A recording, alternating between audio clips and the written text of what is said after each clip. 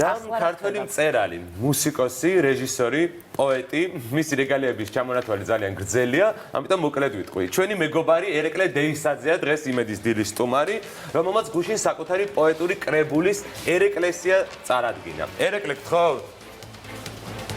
დილამშვიდობის. დილამშვიდობის. გამარჯობათ. აი შენი. ხარია რომ შენთან ხარ სტუმრად. შტაბეჭდილებები მაინტერესებს. ციგნის ყდა მინდა რომ გვაჩვენოთ ეკრანებზე. კი, ნახავს მაყურებელიც აუცილებლად და მოტანილი აქვს ციგნი, ასე რომ შეგვიძლია ვაჩვენოთ მაყურებელსაც. პირველ რიგში შტაბეჭდილებები. ნახეთ როგორი ყდა აქვს. ამ ყდა უკვე გამოიწვია. სკანდალი გინდა?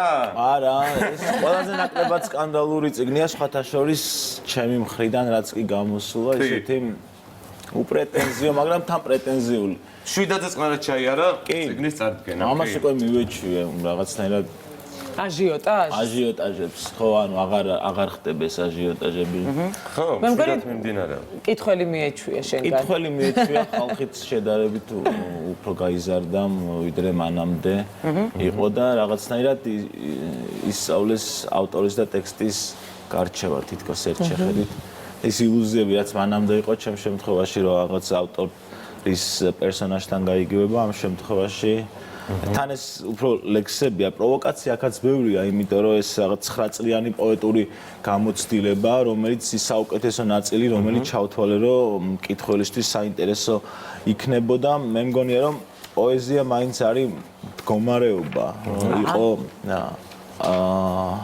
იყოს სწორ დროს არასწორ ადგილას და სწორედ აი და ეს გაწერინებს, ეს ყველაფერი რაღაც მხრივ ინსპირაცია, აქ ძალიან ჟანრის მხრივ მრავალფეროვნება ამ კრებულში და ესე ვთქვათ, მაინც პროვოკაციული არისო ახსენე და რა იგულისხმება უფრო კონკრეტულად შეგვიძლია გითხრათ რომელიმე ვთქვათ მონოკვეთი წაიკითხა იმისთვის რომ ნათელი იყოს. პროვოკაციულია, იმიტომ რომ აქ ხშირად არის რაღაც სოციალური კომენტარები პოეზიის სახით. რომელიც საკმაოდ ხშირ შემთხვევაში არის მწვავე, ხშირ შემთხვევაში არის ესეთი მსუბუქი, მაგრამ აი ძირითადად რა თემებს ეხება ეს? სოციალურ-პოლიტიკური კონტექსტი ყველაზე მნიშვნელოვანია მაინც ჩემი პოეზიისთვის, იმიტომ რომ ეს ის თემებია, ყველაზე უკეთ ამაზე ლექსებით შემიძლია ვისაუბრო და შესაბამისად ძალიან დიდ დაკვირვებას საჭიროებს და მოითხოვს და ამიტომ უნდა აღინიშნოს ეს და მაქსიმე მაჩაიძის დიზაინით არის ეს ჩემი ხელწერა და დიდი მადლობა გამოცემობა ინტელექტს, რომელმაც ეს წიგნი გარისკა და გამოსცა. გუშინ წიგნის წარდგენისას პატა შემოგია ძალიან საინტერესო შესავალი გაგიკეთა. ეს თავის დროზე, როდესაც საიდუმლო სირობა გამოვიდა ერეკლეს წიგნი პირველი ხო? ანუ 4-5 კაცი ვესწრებოდი და ეხლაო სამსე არის დარბაზიო და მე იცი ამაინტერესებს ესეთი შეკითხვა მაქვს. ხო და მოსაწყენი ხდება ნელ-ნელა, რა თქმა უნდა ნახევრად ხუმრობით თქვა მან, იმიტომ რომ ერეკლეს მეგობარია, მაგრამ მე ესეთი შეკითხვა მაქვს. შენთვის რომელი უფრო მნიშვნელოვანია, რომ მოსწონდე ცოტას და ბჭყალებში ხარისხიანებს თუ ყველას? ორივე. კი, რაღაცა შუა ზღვარზე გავლა ძალიან ისეთი, იმიტომ რომ მაინც შენი გასაზრდელია ის მკითხველიც, ვისაც არ მოსწონხარ იმასაც მოუწონვარ რეალურად, იმიტომ რომ მათ აქვთ ინტერესი, მთავარი ხო ინტერესი. მოწონება არ მოწონება უკვე სუბიექტური თემა და ამას ყველას ვერ მოთხოვ რომ ვიღაცებს მოსწონდე. თავარი რომ გაღელვებს, საერთოდ არ მაგალებს პირიქით ეს პოეზია და თუ დისკუსია არ შემოგაქვს და არ ხარ მზად იმისთვის რომ ვიღაცას მოეწონო ან არ მოეწონო, საერთოდ მაშინ რატო წერა, რატო უშვებ წიგნს. თავარია ინტერესი იყოს მკითხველის. თავარია ინტერესია, ეს ინტერესი ყოველთვის იზრდება და ძალიან უფრო მასშტაბური ხდება და ეს პროცესი უფრო მნიშვნელოვანია ჩემთვის, ვიდრე უკვე შემდგომი რომ ვიღაცა შეიძლება ეს ან მოეწონოს ან პირიქით. შენი აზრით, დღეს ერეკლე დეისაძე მოდაშია? იცი რა, აი გუშინ ძალიან ბევრი ადამიანი ესწრებოდა პრეზენტაციას, თქვა უკვე ვახსენე, თუმცა შეიძლება თქვი რომ შეკითხვები დამისვიდო, არავინ არ დასვა შეკითხვა და ამისთვის დადის შენი წიგნის წარდგენებზე დადიან ადამიანები რომ ერეკლე მოდაშია თუ უბრალოდ კითხვა ისე ამომწურავად ისაუბრა რომ ალბათ ისეთი ამომწურავი პოეზია მაქვს რომ შეკითხვის ადგილს არ ტოვებს. რა შეკითხვა გინდათ რომ დაესვათ გუშინ შენთვის? ჩვენ დაგისვათ. ყველანაირი შეკითხვა დავუსვათ სხვათა შორის. არა, გუში რა გინდათ კონკრეტულად რომ დაესვათ? გუში რო ეკითხათ კარგად. ეკითხათ ხო და ჩვენ მე არაფერი დიდად, რომ მე რაღაც კითხვებს აქცემ პასუხს და აქვს ამ კითხვებს, იმიტომ რომ ეს დისკუსიის შემოტანა და პირველ რიგში ეს კითხვები მე აბსოლუტურად ზოგადად რომელი უფრო მნიშვნელოვანია შენთვის, კითხვები თუ მასზე პასუხი? უფრო შეკითხვები, იმიტომ რომ მე არ მაქვს პრეტენზია აბსოლუტური ჭეშმარიტების, მე თემა შემომაქვს და ამ თემის ირგვლივ როდესაც განხილვა იწყება სადღაც მიახლოებით სიმართლემდე შეიძლება მივიდეთ, იმიტომ რომ აბსოლუტური ჭეშმარიტების პრეტენზია არ მაქვს და არსებობს აბსოლუტური ჭეშმარიტება. ადამიანებს სამწუხაროდ ამ ილუზიაში ცხოვრობენ, რომ რაღაც, მაგრამ ეს პოეზიაც ზუსტად ეგ არის, რომ რაღაცნაირად ეს ამაზე ვიმსჯელოთ, ვიფიქროთ, დისკუსია იყოს და რაღაც მიახლოებითთან მივიდეთ. ხო, მე მგონი ეს ის კითხვებია, რომელსაც შენ სვავ, რომელსაც არ აქვს ესეთი ერთგვაროვანი პასუხი და ცალსახა პასუხი და სწორედ ეს იწვევს აი ასეთ არცერთს სხვადასხვაობას და მე პოლემიკას, ხო? კი, ყოველთვის ანუ შეკითხვა ხანდახან ძალიან საშიშია. დღეს მას რა პასუხი მოყვება მას. საშიში რადგანაც ახსენე, რისი გეშინია? რისი მეშინია? საკუთარი თავის. და სხვა შეს ერეკლეს აქვს ნათქვამი, რომ მეშინიაო საკუთარი შეცდომების გამოსწორებისო. კი, პოემიდან კიდევ გეშინია? კი, იმიტომ რომ ყველა ჩემი შეცდომა რაღაცნაირად სრულყოფილი და უნაკლოა. ხო და სჭირდება შეცდომას გამოსწორება. თუ ამის სურვილი აქვს ადამიანს, კი, მაგრამ თუ არ აქვს, შესაბამისად უნდა დატოვოს ის როგორც არის, იმიტომ რომ ადამიანი ფასობს ცდუნებებით. ხელოვნების ძალიან ბევრ დარგში მოსინჯეთ საკუთარი თავი და ჩემი სუბიექტური აზრით ყველაფერში ძალიან კარგი ხარ, აუცილებლად უნდა თქვა ეს ხმა მაღლა. მაინტერესებს აი შენ რომელ დარგში გინდა რომ A კატეგორიაში მოვხდე? მე მაინც თავს პოეტად მივიჩნევ, იმიტომ რომ ეს ჩემი მუსიკალური ფორმებიც და ეს მუსიკაც ამ პოეზიის გაგრძელება, ეს არის მუსიკა რაღაც აზროვნების ერთგვარი ფორმაა ჩემთვის, ამიტომ ამ ფორმებს დღემდე ვეძებ და შეიძლება ეს კიდე გაცდეს ამ ყველაფერს, რაშიც ახლა ესე ვთქვათ, საკუთარ თავს ვცდი და ვეძებ. მე მგონი რომ ეს ველი უფრო მეტად გაიშლება და ყოველთვის ახალი ფორმების ძიებაში ვარ, როგორ გამოხატო სათქმელი. და ესე მივედი მუსიკამდე, ესე მივედი რაღაც კლიპებით, პოეზიით, მოთხრობებით, მაინც ყველაზე მეტად მე მგონი რომ ენის მსახური ვარ. და მინდა რომ ქართული ენა აბსოლუტურად სხვა პლატფორმაზე გადავიდეს, გადავიყვანო. აი მუსიკაც სწორედ ეს ცდილობაა, რომ ავამღერო ის სიტყვები, რომელიც მანამდე ანუ არც არსებობდა მუსიკაში.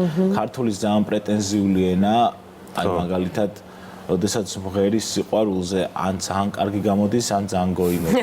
აი შუალედური ზღვარი არ არსებობს.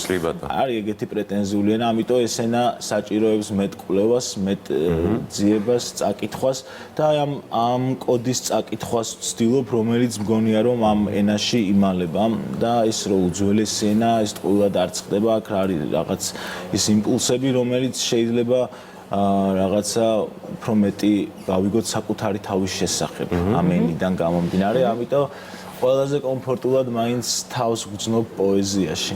ქვეყნიდან წასვლა თუ გიცდია? ანუ სხვაგან ცხოვრება? არა, დავდივარ ხოლმე, მაგრამ ერთად ხო, აი პოეზიით აქ არის პოემა, რომელიც ჩეხეთში გამოდის ჩეხურად ახლა ითარგმნება და იქ უნდა გამოსცენ წიგნი.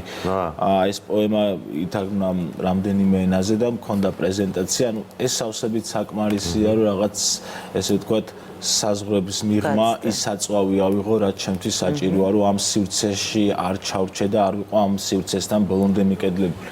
ამიტომ შენ როგორც ხელოვანს, როგორც პოეტს, როგორც მომღერალს და მუსიკოს გჭირდება ეს საზღვრებს რო გაცდე საქართველოს ფარგლებს? მე ეს ქვეყანა არ მყოფნის, არც არასდროს მყოფნიდა და ბევრად მეტი შეკითხვა. თუმცა მის გარეშეც არ გინდა. არა, რა თქმა უნდა, იმიტომ რომ სადაც მე ვარ, იქ არის ჩემი ქვეყანა, ესე ვთქვი. აი რა გაჩერებს შენი აზრით ყველაზე მეტად? მაჩერებს ალბათ ეს პატრიოტიზმს არ ვახსენებ, იმიტომ რომ ბადაღებული თემა ყოველი მეორე ატრიალებს ამ სიტყვას, მაგრამ რაღაცა შინაგანი მიჯაჭვულობა მაქვს ამ სივრცესთან, რომელმაც მე მშვა და რომ არა ეს სივრცე არ ვიქნებოდი მე. დაახლოებით ეს მედლის ორი მხარეა და მე და ჩემს ქვეყანას ძალიან გვჭირდება ერთმანეთი. ამიტომ სადმე წასვლა და ცხოვრება ჯერჯერობით გეგმაში არ მაქვს, იმიტომ რომ ეს არის ჩემთვის ის საკვები და ის სივრცე, სადაც თავს მაინც მიუხედავად უამრავი წინააღმდეგობისა, მაინც ყველაზე კომფორტულად ვცდები. რა საინტერესო კაცია. მე მგონია რომ ეს წინააღმდეგობებიც ძალას გაძლევს, რომ უფრო და უფრო განვითარდება. იმუნიტეტი აქვს ყველაფერი, შემდგომ უკვე ყველა წინააღმდეგობას როგორც შენს საკუთარ ძალას ისე იყენებ. არაფერ შუაში არ არის ეს კითხვა, მაგრამ მაინტერესებს მე რომელი ლიტერატურული გმირისთვის მიგმსგავსებია თავი. მე მგონი რომ ეხლაც ლიტერატურის რაღაცა გმირი ვარ, რაღაცა სერიალია, რომელიც გრძელდება და არ იცი როდის დასრულდება, ამიტომ ავტობიოგრაფიული წიგნით დასრულდება. ყველაზე მაგარს ალბათ მაგაზე მაგარს ვერაფერს მოვიფიქრებ, როცა გადავწყვეტ საკუთარი ამბები მოვყვე. უბრალოდ ეხა ფორმების ძიებაში ვარ, როგორ უნდა მოვყვეს კარგი ამბები, რომ ფორმით არ გაფუჭდეს. ამიტომ ეს ცოტა გრძელი პროცესია, ბევრ დაკვირვებას მოითხოვს, მაგრამ არც მეჩქარება არსად, ვაკვირდები. სანამ საუბარს დავასრულებთ, ერთი ლექსი, რომელიც აუცილებლად გინდა რომ იმედის მაყურებელს წავუკითხო, შეიძლება?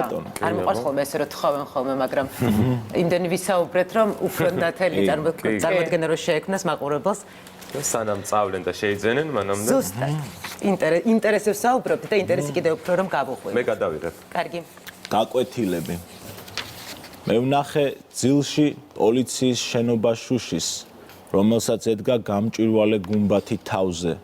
რიგით ოფიცერს ასდიოდა სურნელი ნუშის და პიკაპების კრიალოსანს გრძელ ავტობანზე მიჰყავდათ ჩემი დაბეგვილი მჩატე სხეული. წამების კვალი თუ დარჩება იცოდეთ დიდხანს, ყველა ჭრილობა სტიგმით არის გამოწვეული. რა მოქსულიაო თუ გაბედავს და ვინმე გკითხავს. მე ვნახე როგორ ლოცულობდა პოლიციელი, ბოტოტა თითებს ამშვენებდა სანთლის გრაფიკა და მისი წრფელი ლოცვა იყო ისე ძლიერი, მამა ზენონი, მამა მია, მამა აფრიკა. გაი მეორე ჩემი სუნთქვა თუ შეგიძლია, სანამ ცრემლებით მოზილავენ ასფალტს მუშები, გახსოვდეს ჩემი სუფთა სისხლი უფრო მუქია, ვიდრე იმათი მანქანების შავი შუშები. ძალიან დიდი მადლობა. და ბოლოს იცი რომ მაინტერესებს, აი როგორია შეყვარებული ერეკლე?